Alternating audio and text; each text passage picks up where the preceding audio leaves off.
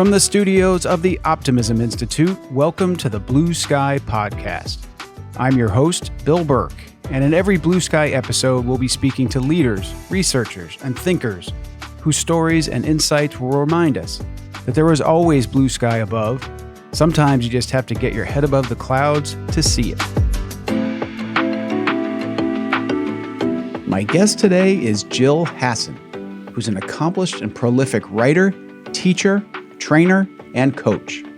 Our Blue Sky conversation was nearly as wide-ranging as Gill's interests, covering topics from why she's chosen to do the work she does, to the pros and cons of social media, how to raise kids in a time when so many seem to be struggling, and one of the biggies for so many of us, how to deal with difficult people, which happens to be the title of one of Gill's many, many books.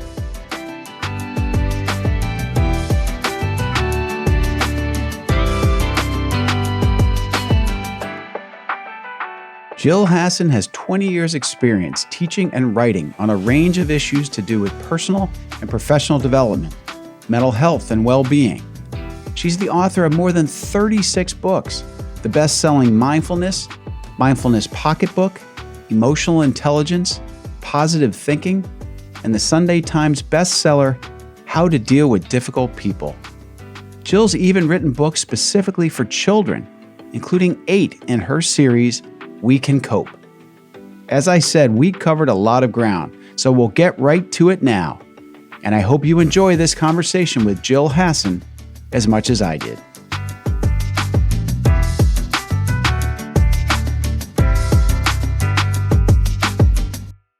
Gill Hasson, welcome to the Blue Sky Podcast. Hello, Bill. Thank you. It's a pleasure to have you on. I've enjoyed following your work and learning more about you. And it says on one of your websites, it says that your goal is to help people develop and maintain their well-being and mental health, develop and maintain positive relationships with family, friends, and colleagues, feel more confident and empowered, and realize their potential. What is it that led you to pursue this range of work? Yeah, I thought about that. How did I get to where I am?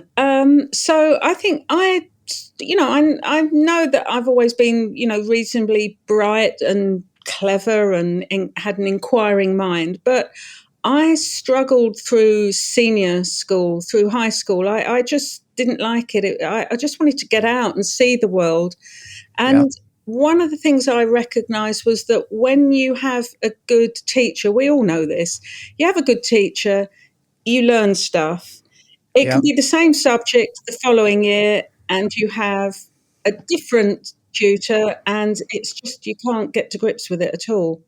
So my thing has always been about trying to understand issues and ideas and make sense of them. So I left school, went traveling, which was great. And I went to America, I went to Europe, and then I met my husband and we had children and they started school. And I thought, oh, wow, what really am I going to do for the rest of my life? I'm still a parent, but what am I going to do? And so I went on a course at a local community college, which it was called an access course. It was access to higher education. So it was a course once a week for a year, and it helped to build your confidence, to help you develop study skills, communication skills. And from there, I went on to do a degree for 3 years in social anthropology. But what had really enthused me was this access course where we were all mature students. We were all helped to realize, we were encouraged that we could really actually achieve anything. And a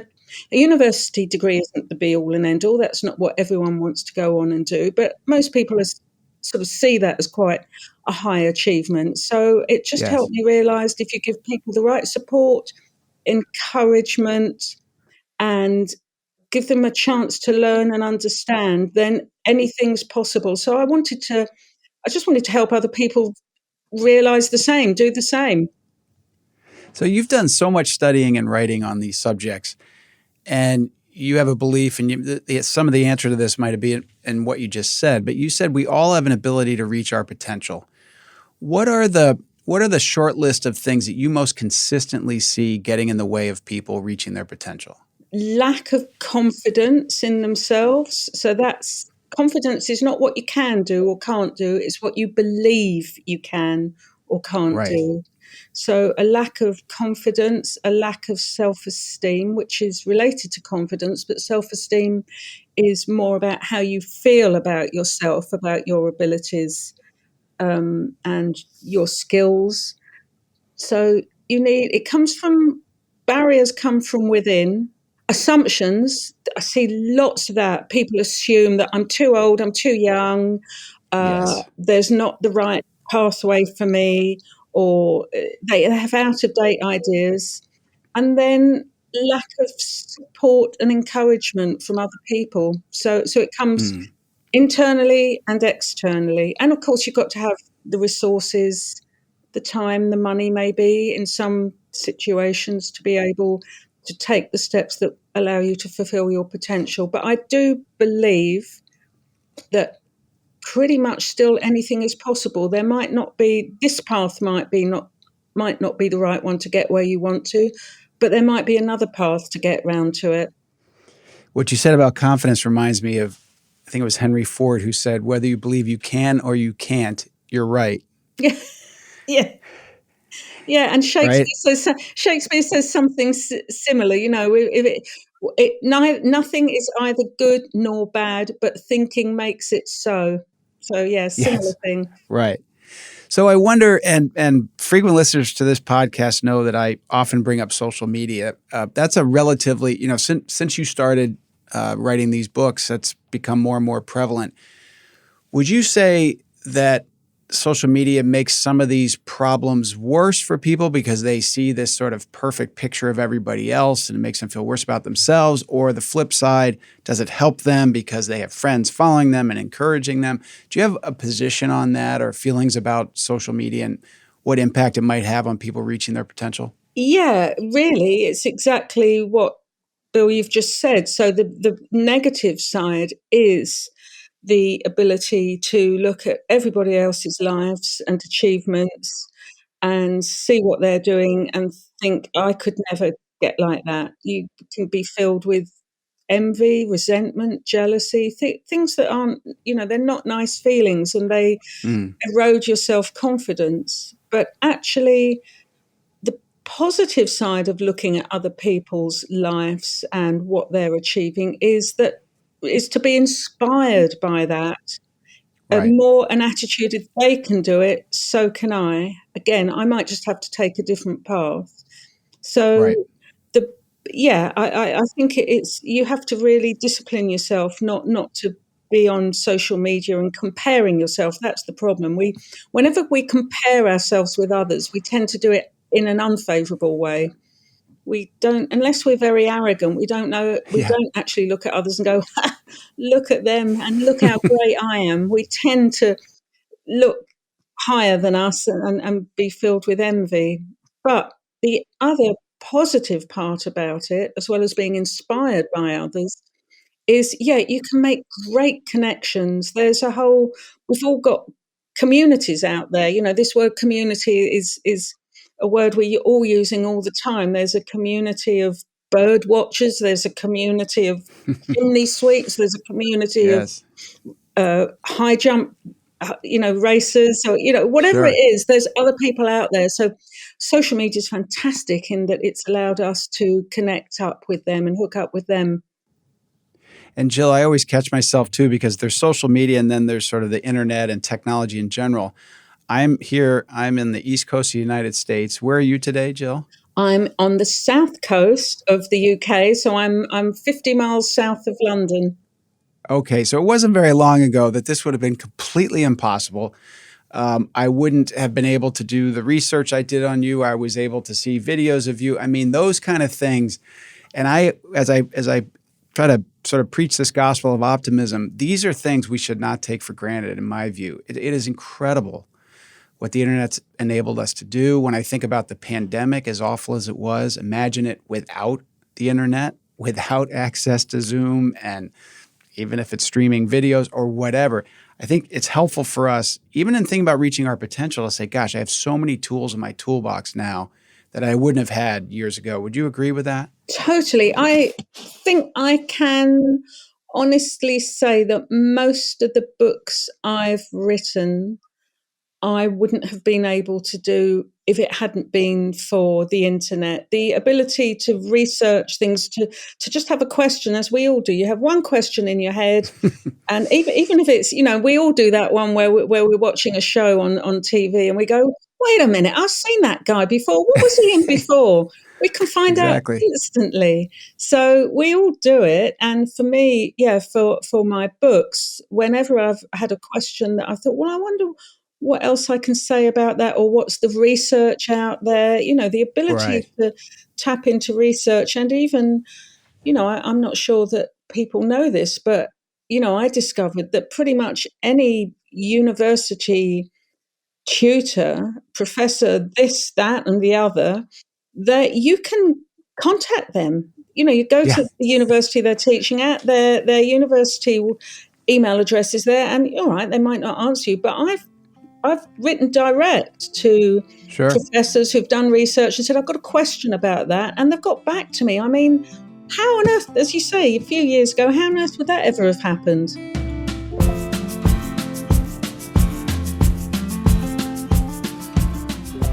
Given Gill Hasson's many career and literary successes, it's a little surprising to hear that early on, she wasn't particularly interested in school.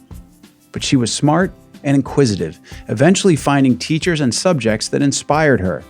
And this led her to a career of motivating others to reach their full potential. She does this in part by spreading her belief that many barriers to our success and fulfillment come from within, from our own artificial and limiting assumptions. Sometimes, she says, these aren't helped by social media, where we tend to look at others doing well and get filled with envy as we do. But she also offers the balancing benefits of social media as great platforms for building community. And I'd like to underscore here a point we've made before on this show, that for all the challenges that the internet and the connected nature of the world present, the benefits are also truly astounding. And just like other examples of human progress that are all around us, we should not take this one for granted. Getting back to our conversation, I wanted Gill to talk about her books. You mentioned your books. Let's talk about that, because I've had one book published. I've had others that I never even got that far. You, meanwhile, the one math I saw was 36 books written in 12 years. Yeah. I know, it's mad. How in the world? And you went from, you described as not really enjoying high school, and here you are writing 3 books a year for 12 years on average. How does that happen? Yeah. Well, first of all, English was always my favorite subject at school. So okay, that helps.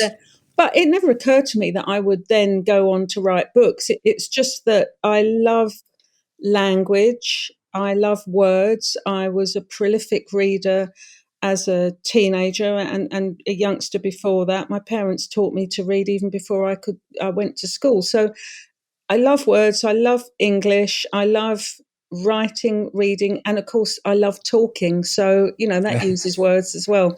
So I had a head start there. What my advantage is that when I finished university, I actually went back to the university I was studying at, and I was invited to teach study skills.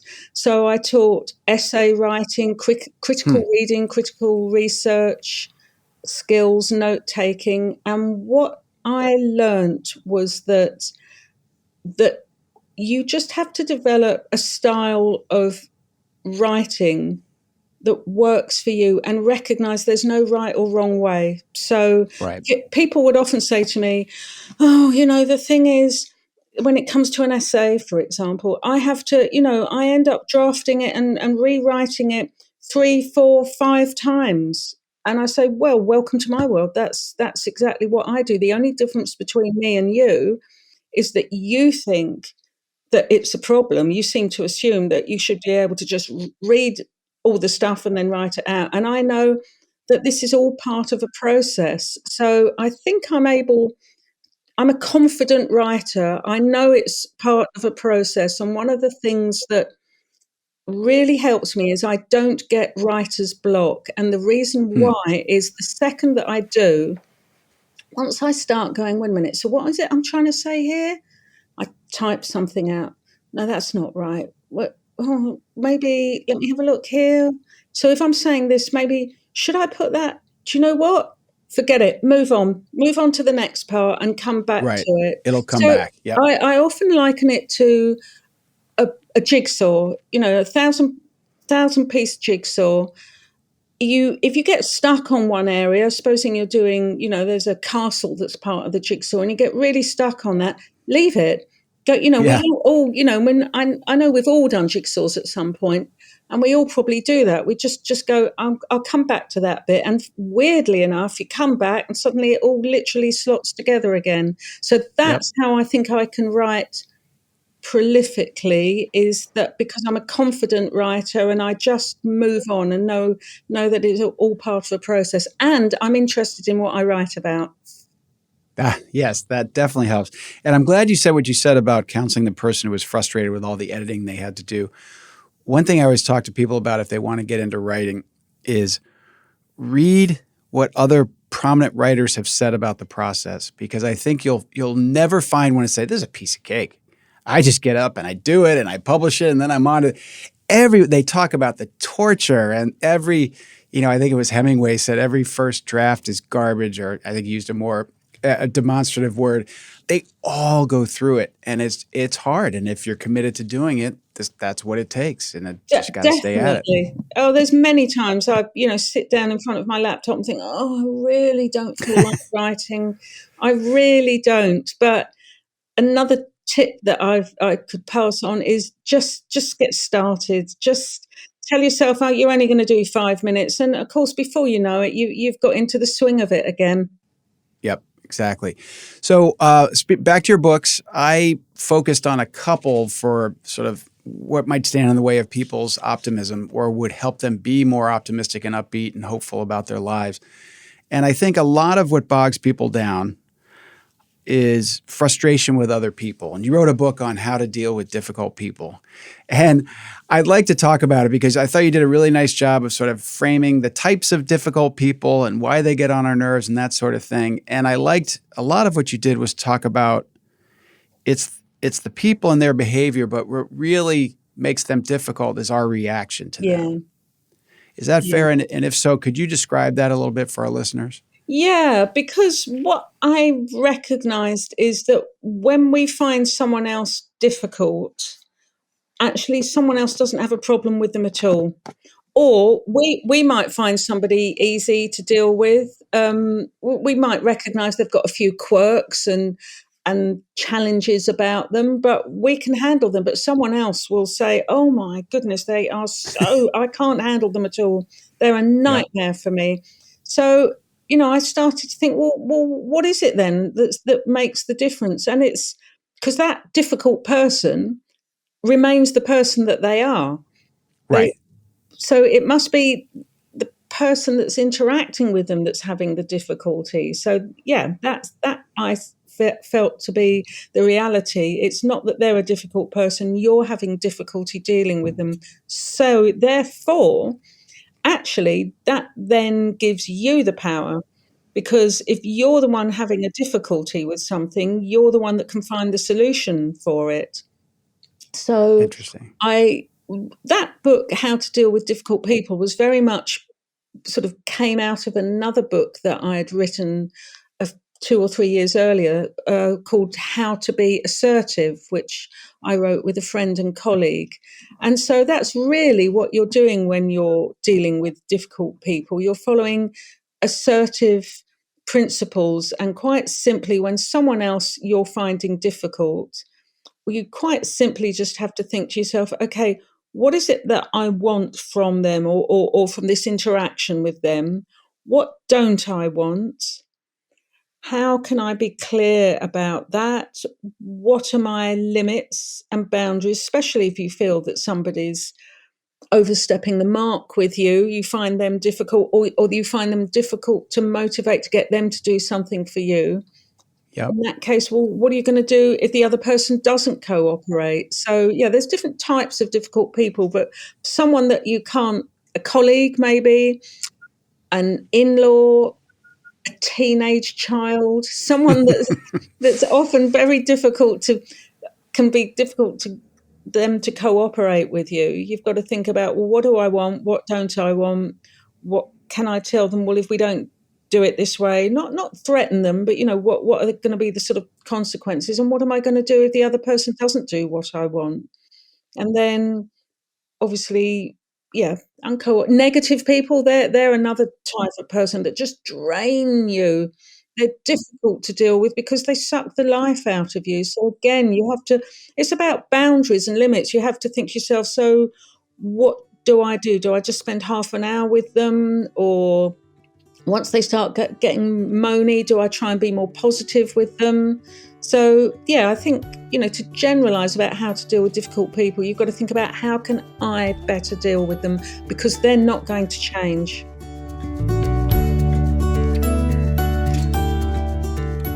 We'll get back to talking about difficult people soon, but first, a quick word about a podcast we think Blue Sky fans will really like.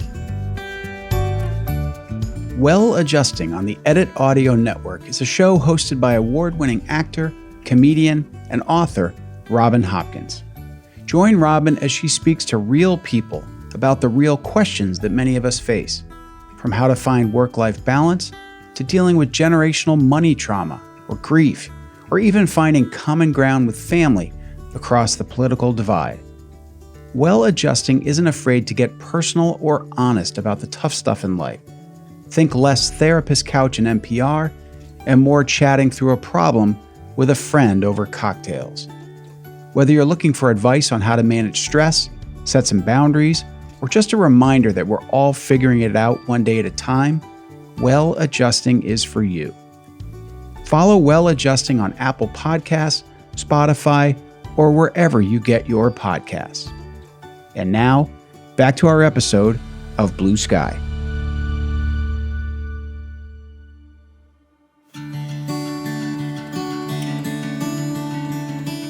Gill is a remarkably prolific author, and I think that some of her advice to aspiring writers can apply to people in almost any field. For example, there's great value in learning from others, but it's important not to try to copy them, but rather to develop your own style. And when you feel a block coming on, Gill recommends playing around and trying things differently. And when that doesn't work, she advises us to simply move on to something else, with a plan to come back to the challenge later. And I think it's always helpful to realize how hard even the so-called experts or stars have to work. Very few things worth doing well are done without a lot of effort, even from those who make it look easy. You can imagine what a great coach Gill must be when she describes the simple device that might help us deal with people we find difficult. They're not going to change, and not everyone finds them to be so challenging, so maybe the change needs to come from us, and maybe it's our reaction that makes them feel difficult, not just their behavior. And I want to underscore what Gill said about negative people being draining. Whenever I put together a list of the benefits of trying to stay positive, included there is always a mention of the fact that positive people are simply more pleasant to be around. At least I think so. And apparently, Gill Hasson agrees. Now, back to our conversation, picking up with more about how we might respond to people we find difficult. Another thing I think can help, and I'd love to know your thoughts on it, is also just thinking about what's going on with that person. Especially I think these sort of chance encounters where you run into a difficult, person at a store, or someone cuts you off in traffic, and this whole okay, they cut me off in traffic. Maybe their wife is in labor in the passenger seat and they got to get to the hospital. Or, boy, I bet this person's had a really tough day because it's the holidays and the line is out the door, and that checkout person is right. Is that helpful in your mind? Yeah, there's actually I think it might be Eckhart Tolle that said this: act as if though you've chosen it. And so what I'll relate another sort of story that relates to that. When I've got three sons, they're all grown up now, but they used to play, PlayStation games, Xbox, all this sort of thing, where there were some driving games, and whenever there was a hazard, an obstruction, something happened. The point of the game was obviously they had to avoid that or overcome that hazard or Sure. obstacle, and when they did, of course, they'd punch the air and go, "Yes!" And I thought, see now, actually though, in real life, if there's a hazard or obstacle and we negotiate it, we don't go, yes. We just tend to actually see that hazard or obstacle as a problem and get really wound up. So Interesting. what I realized that my boys were doing with their games was they'd chosen to be challenged with difficulties. And so Interesting. they had a totally positive approach right from the start, which was, my skill here is going to be able to negotiate and overcome that obstacle or that challenge or that hazard. So I found that really helpful to act as if though I'd chosen it. So, Yeah. if I had chosen the long line at the supermarket, why on earth would I do that? Well, it might be because I want to send a couple of texts. I Right, might right. think, right, I'll get in that line, then I'll be in the line, but it will give me some time, So think of situations. I know it's quite a stretch of the imagination, but yeah, act as if though you've chosen it. And if you've chosen it, how would you be better dealing with this? So Yeah. yeah, it would, give you yeah, so with a car situation, someone pulls out in front of you, yeah, actually congratulate yourself from dealing with it in a positive way. Go, well done, Right. me. Well, yeah, and like that video game, they've signed up for obstacles. They've chosen it. I also try to say to people, one of the ways you can keep a positive and optimistic outlook is to realize that bad things are going to happen, period. Life isn't perfect. It never has been, never will be. So it's like you said before, it's how you respond to it. It's realizing that that's part of life. I remember if ever I would complain about a job or my dad would hear someone complain about a job, he'd say, that's why they call it work. Yeah, If it weren't difficult, that wouldn't be work. It'd be fun. And so I think our own expectations are important. yeah. I'll just say what my grandmother used to say. Her and her husband, my grandfather, were married for over 60 years. And she used to say, when I was a teenager, I'd hear her say, "Oh, marriage is hard work." And I used to think, how hard work is, I used to think, surely digging a hole is hard work, because I could only think in terms of physical hard work. I had no Right. experience at that point of the hard work of relationships. So, yeah, Right. Exactly. One other thing I wondered about too, I've heard some people say that the things that annoy you and others are oftentimes your own biggest faults. In other words, that person is so whatever. And it's like, gosh, I guess I am too. That's what I like least about myself. Is that anything you've ever encountered or thought about? yeah, it is, because I have a very good friend that she's a psychotherapist, and we wrote a book on mental health and well-being at work, and we often obviously talk about relationships and people, and I know that's one of her things, is that often what you see in someone else that bothers you is because you see yourself reflected in that. Yep. And you don't want to be reminded of that very often, Right. or you haven't dealt with it yourself. So it's sort of like, just don't show me that. I don't want to know that. And you get, Yep. yeah, you sort of deflect. That's what she says. She uses the word deflection. Yeah. Interesting. You've also written about mindfulness, and I assume it runs throughout a lot of your practice. And what I know about mindfulness is also consistent with what you said about negative or difficult people. It's how you respond to it. So a lot of the teaching I've heard in mindfulness is that, again, you can't control the stimuli. You can only control how you react to them. Yeah. Is Yeah. that accurate? Yeah, it's a big thing about mindfulness, and a lot of people might know this, is that there's one of the big aspects is something called acceptance, and acceptance in relation to our relationships with other people is we waste a lot of time and energy and emotional well-being when we're railing about how someone else is. And so I remember this years ago, a friend of mine split up from her partner, and she would often say how awful or how bad he wasn't truly awful. He was fine, but she would say, you know, how awful about how bad he was, and she'd often say, "He's gonna have to learn too," or "He's gonna need to know that," or "He's gonna have to change his ways," and I'd say, "But he's not though." You know, Right. that he's all you're doing is winding yourself up. Like, if you accept that that's how he is, and then again, act as if though you've chosen it, you know, this is how that person is. You can't change them. So accept it, which is a real mindfulness thing, because then it says you're accepting something where how things have got to. This is how they are now.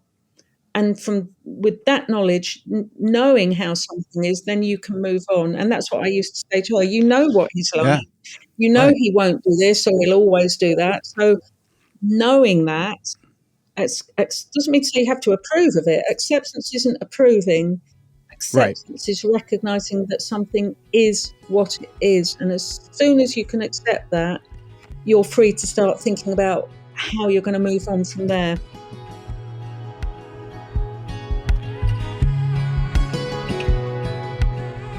Jill referenced an Eckhart Tolle quote, and I looked it up.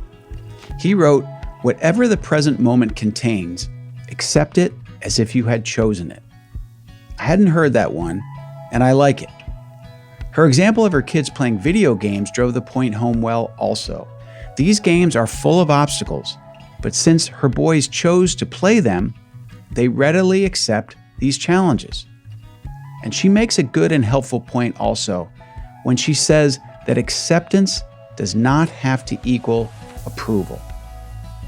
Now, onto a different topic with Gill Hasson. You've also written about kindness. So let's turn to perhaps a more positive subject. I'd love to hear your thoughts just sort of on what is kindness, why does it feel good to us, why does it help others, and why aren't we more prone to express kindness?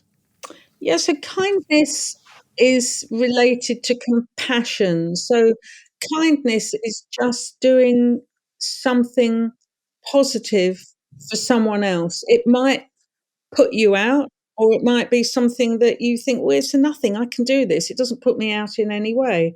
You might go out of your way, quite literally. You know, if you're, let's say, driving home and you know that someone lives on your route home and you say, I'll give you a lift, it's fine. And they go, oh, that's so kind. And yeah, it is kind, but you're going that way anyway. Or you might say, I'll give you a lift. You're only a couple of miles out of my way. And again, they'd say, that's kind. And it is. Compassion is when you see somebody suffering and it moves you to the point that you do something to alleviate their suffering. So that the two are connected. And kindness, you know, we're social animals. We really are social beings. There's no two ways about it. We need each other. And the big thing about kindness is that when we do make a kind gesture, when well, usually people are appreciative. If they're not, okay, sometimes that can be annoying, but you know you've done well and that you've done good and you've made a positive contribution. So I think the reason why we're not kind so often very is because we just aren't aware of the opportunities where we can be kind. I think that you have to be really conscious and aware of it. And it doesn't make you a bad person if you miss opportunities to be kind. It just really means that we're not going around people pleasing all the time. That's not the No. issue. But if, Right. to try and raise aware, even just have have it as a screensaver or a note on the bathroom mirror or something. So just saying, be kind, just finding a way that maybe you can do a small kindness each Yeah. day or a couple of times a week for someone else. And like you said, open up your mind to see opportunities to be kind. I recently had a guest who wrote a book you'd love, actually. It's called A Few Kind Words. And she, a few years back, got this idea that she would express gratitude by writing one handwritten letter every day for a year, put them in the mail. And in the book, she knocks down all the objections. And one of the first ones for most people is, I don't know 365 people that I would feel comfortable. And what she did, she said, well, I started with friends and family, but then I would just look around and I would realize I really like this barista in the coffee shop. She always treats me well. She makes the best chai latte. Or she's at jury duty, which in the United States is like the worst. You hate being called the jury duty. And she gets there and there's this lovely woman who's funny and kind and calling people by their names. She wrote her a note, slipped it to one of her friends who gave it to her. And a couple days later, she saw her, figured out who she was. She gave her this bear hug and started crying. She said, I've worked here 28 years and no one has ever expressed any kind of gratitude. So a big part of the book is just keep your eyes open. She says, stop scrolling and start strolling. And as you stroll, look for opportunities to be kind. So I'm wondering if that all makes sense to you and you can see why that would be a positive Absolutely. practice. Even if you don't write something, say something. I met somebody last week who lives 2 streets from me, and I don't know her. Her name's Elaine, but I every time I go past her house, she continually changes the plants and flowers in her window box according to the seasons. And she has a large flower pot on her front doorstep that she changes as well according to the seasons. And Yeah. I've lived here in this neighborhood for 30 years. And she still lives in the same house. And I said someone introduced me to her, and I said, am I right in remembering your name's Elaine? I think I did meet you once many years ago. Do you live in Port Hall Road, the one with the yellow door? She said, yeah. I said, I have to tell you how much I enjoy your plant displays. And she said, oh my goodness, she was really touched by it. But I just thought, it too often, I couldn't agree more. It's really important to let other people know that you appreciate something or you admire something, whether it's good service, their garden, the way they've decorated their home, the way one of the things I often remark on is if you see somebody, with a small child who's lovely or the parent is struggling in some way, say something to the parent, say, you're doing good, you're doing fine. Well done, or your child's delightful. You've done a good job. Yep. I totally agree with the part about children. I always think about that on airplanes because my kids are now well grown. And we had those moments on the airplane where they wouldn't stop screaming and crying. And you just want to see that face on the plane that's looking at you like, I get it. It's not your fault. You're doing the best you can. And because a big chunk are not that way. And it's just a nice, very small gesture that goes a long way. Absolutely. It's just reaching out and touching someone else's life with a small gesture of kindness. Yeah.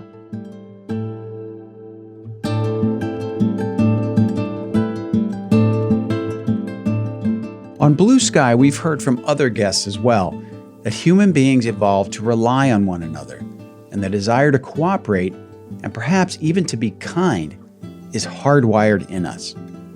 Her advice about keeping our eyes out for opportunities to be kind is so great, and it gave me another chance to talk about Blue Sky alum Tracy Gates and her terrific book, The Power of a Few Kind Words. And for our final segment, we started by talking about younger people and the work and writing that Gill has done around kids and parenting. You've also written children's books and write about raising kids or what that's like.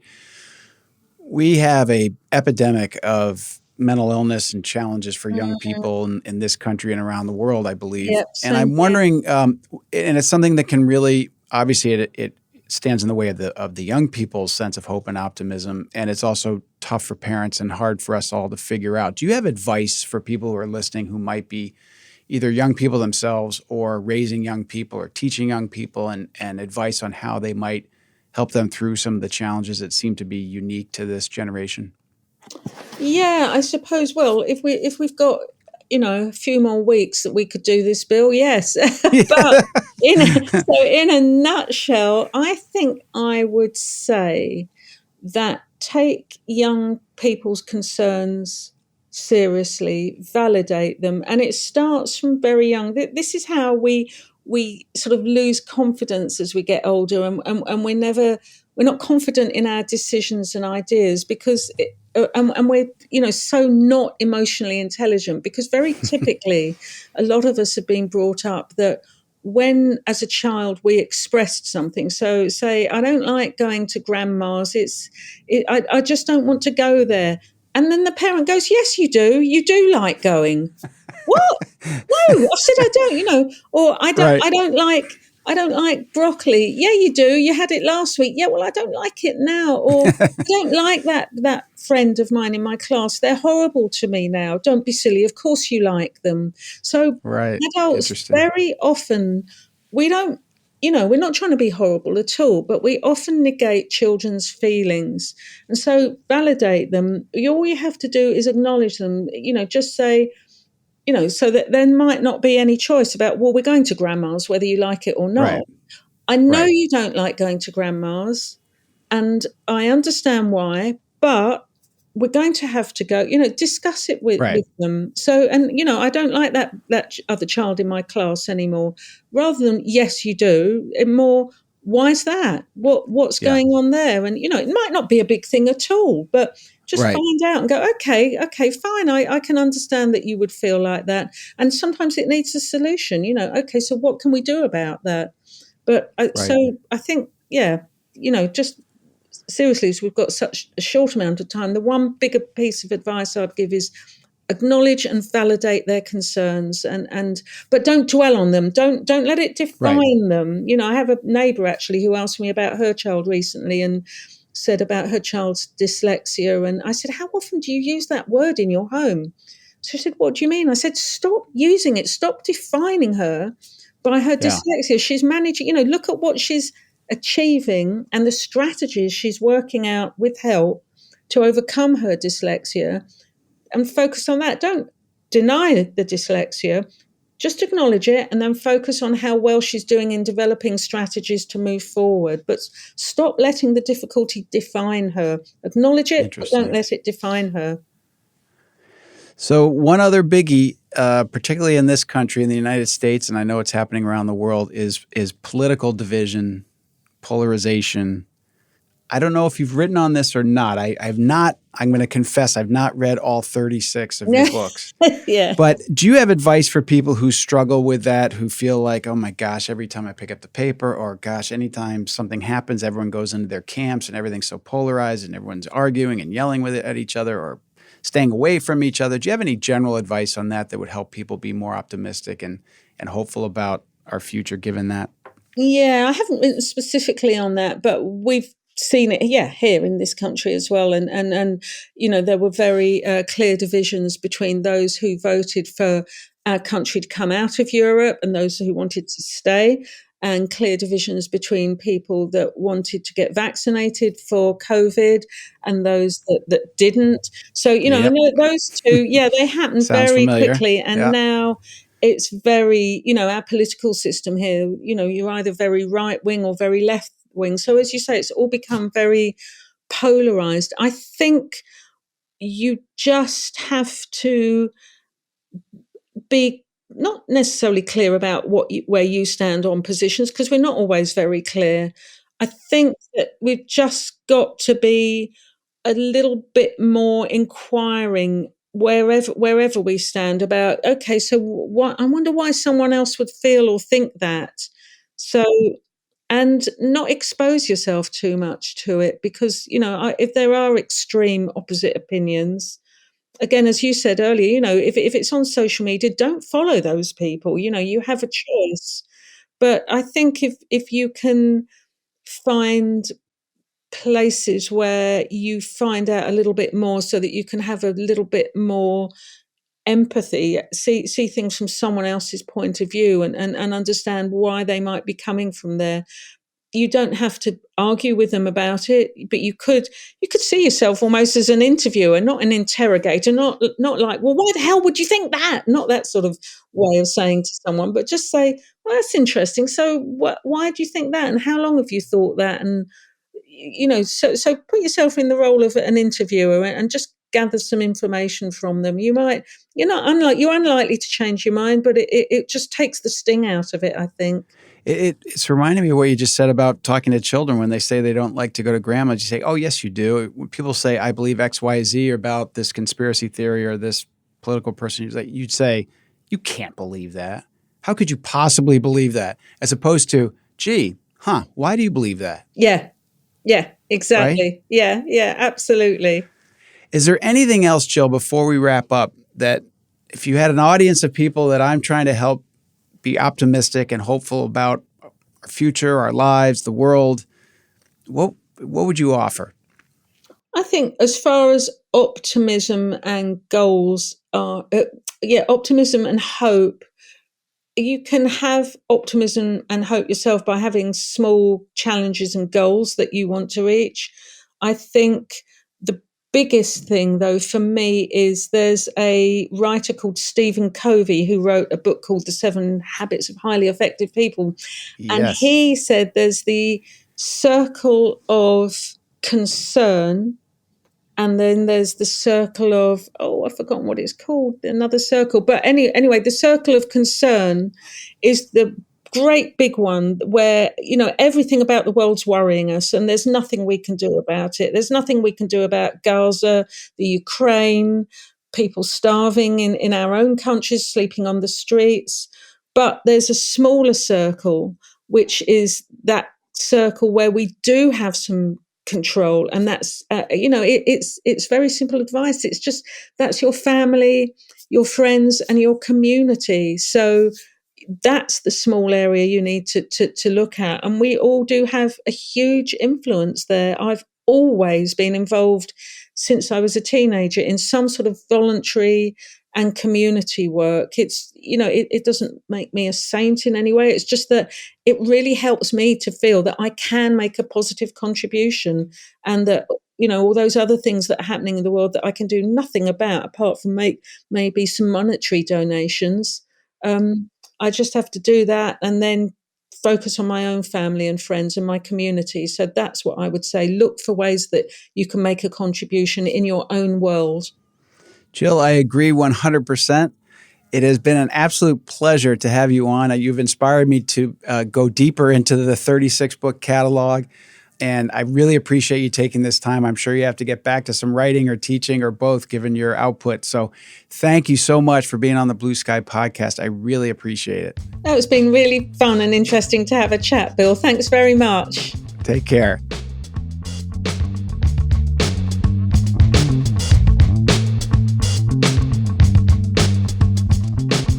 There's a lot of interesting and helpful advice here for parents that I wish I'd heard earlier. And if my kids are listening, my apologies for any past missteps.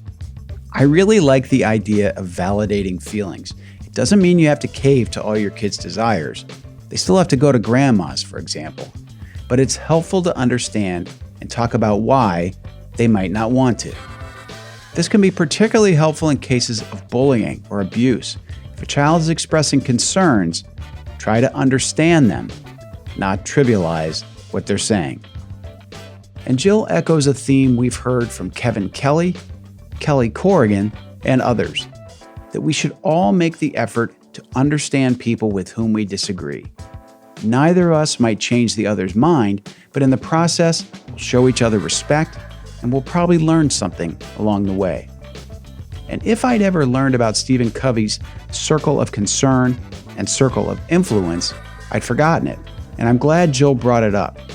While we can be aware and concerned about many of the world's problems, we do well to understand that there are some about which we can do nothing. And it's better for our own well-being, as well as that of those closest to us, if we focus on our circle of influence and try to make a difference there.